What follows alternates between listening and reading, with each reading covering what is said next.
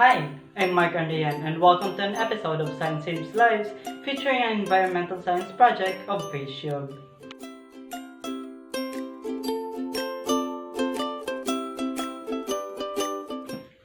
Today we'll be creating a recycled, budget-friendly, and personalized face shield to encourage people to follow health protocols and be innovative in their own ways by using a waste-to-resource approach of 3R's principles.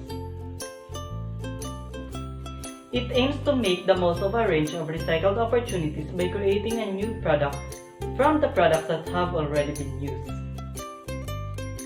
So let's start. First, we need to prepare a clear folder or an empty clean liter of soft drinks, a used and visor cap, pasting and cutting materials, and used envelopes. Make sure the materials and your hands are properly sanitized before doing this activity. Let's start by outlining this clear folder into a rectangle with soft edges to prevent possible pricking from each side. If you don't have a clear folder, you can also use a clear liter of soft drinks that you can find at home, but just be careful in cutting it.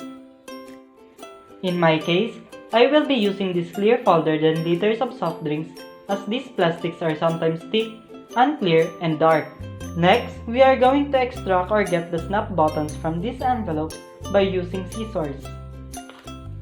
Always be careful in using scissors and other sharp objects in making your DIY face shields.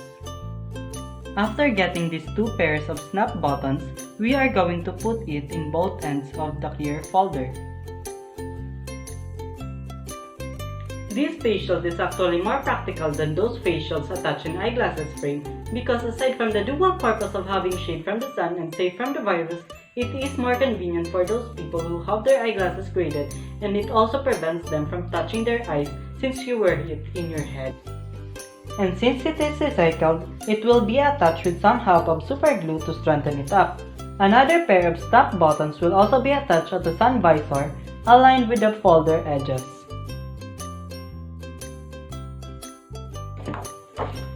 Now, we will attach the folder to the cap, and with this, you already have an idea of our new DIY face shield.